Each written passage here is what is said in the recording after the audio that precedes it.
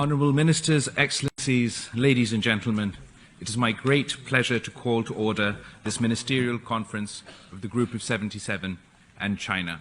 I wish to welcome you all most warmly. We shall now take up the agenda. I propose that the ministerial conference adopt the draft agenda that has been circulated in advance. I see no objection. It is so decided. Allow me to give my opening statement. Under Secretary General, President ECOSOC, Excellencies, I would like to welcome you to this ministerial meeting of the G77 in China. Today, the majority of the developing world face unprecedented challenges to their economic progress, as well as the danger of social and political turmoil.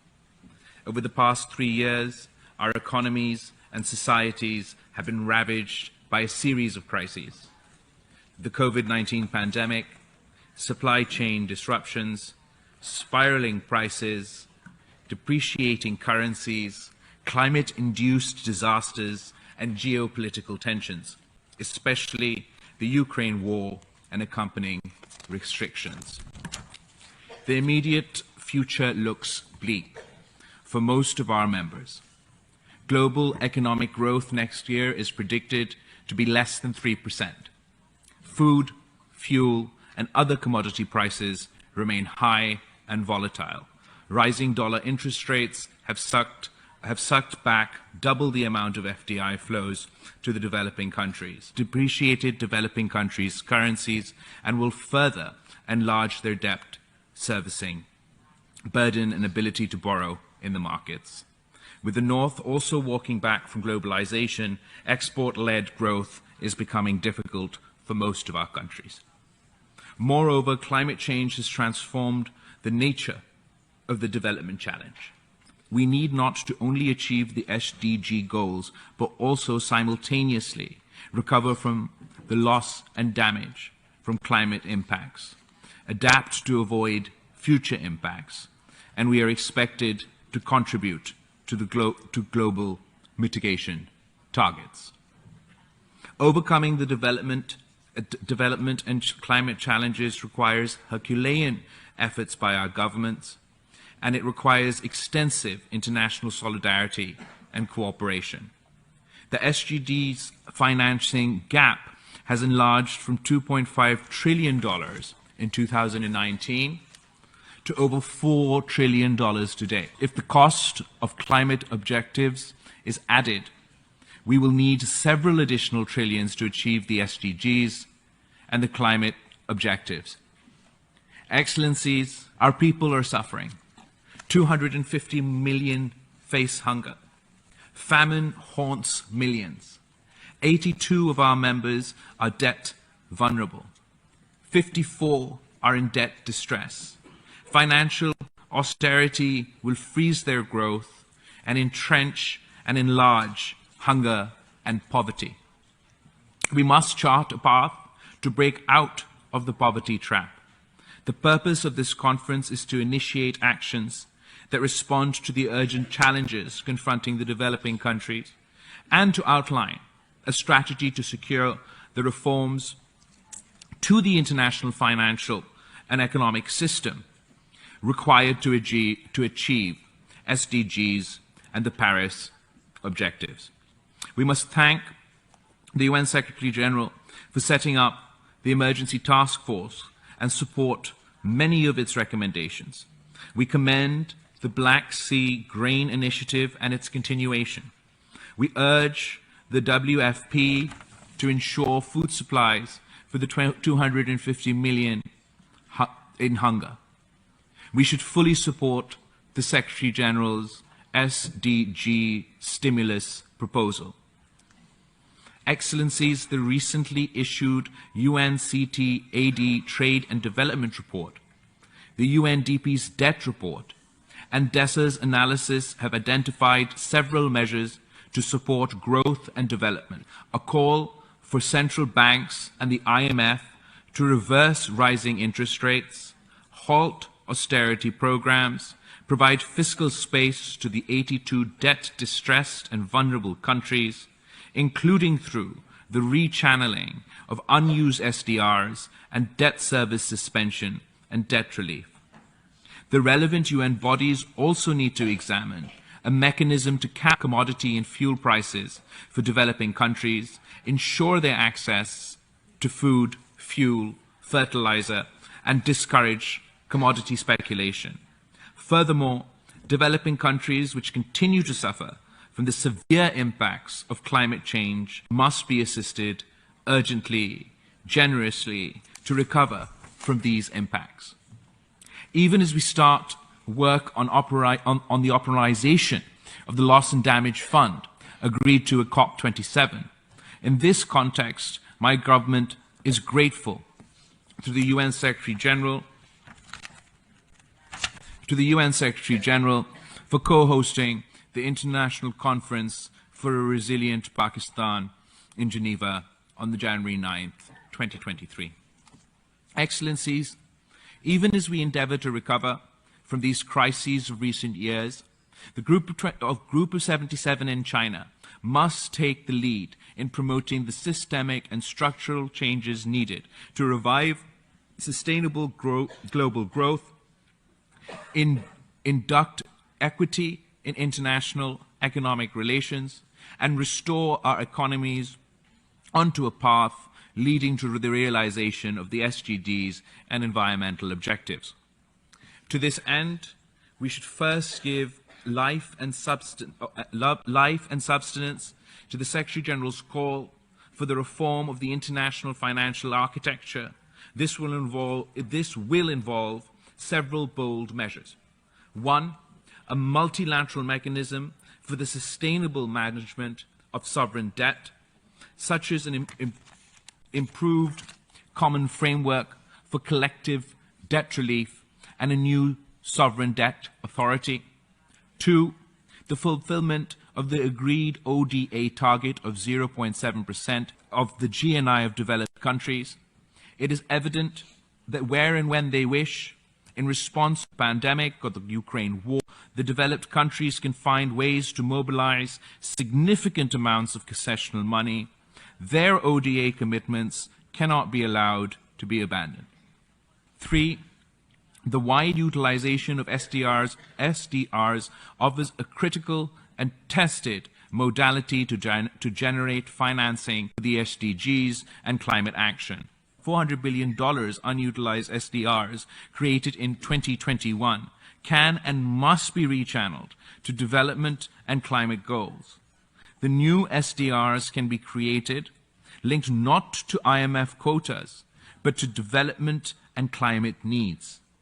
The MDBs and national development banks should be recapitalized and leverage this capital to mobilize 4 to 5 times the amount from the market. In this context, we welcome the bold proposal of the Prime Minister of Barbados in the Bridgerton Initiative. 4, mechanisms must be created to lower the borrowing costs for developing countries. This can be done through facilities such as the Liquidity and Sustainability Facility set up for Africa by the ex-Executive Secretary of the Economic Commission for Africa. 5, developing countries must also make maximum efforts to mobilize significantly larger domestic resources by building their capital markets and enhancing tax coverage and revenues. To this end, the adoption of an equitable international tax regime is essential to prevent tax evasion and profit shifting by multinational corporations, including in digital transactions. Moreover, the illicit exploitation of natural resources is another drain on national revenues, which remains to be effectively addressed at the global and regional level. Second, the climate change agenda and climate commitments must be fully and faithfully implemented in accordance with the principle of equity and common but differentiated responsibilities and respective capabilities. We call on the developed countries to fulfill their pledge to provide $100 billion plus annually in climate finance, allocate half of this to climate adaptation, and urgently operationalize the fund for loss and damage. We must also urge the developed countries to assume the burden of mitigation and reach net zero emissions well before 2050. Third, the transition to a sustainable global economy will require the rapid installation of sustainable infrastructure, energy, transportation, housing, manufacturing, agriculture. An estimated investment of $1 trillion per year is needed. We should welcome initiatives such as China's Belt and Road Initiative and the G7's Global Infrastructure Initiative. We must also develop vehicles which can access private capital for high-quality, sustainable infrastructure investment in developing countries, including through de-risking such initiatives and enabling the MDBs and national development banks to leverage their capital to access private finance.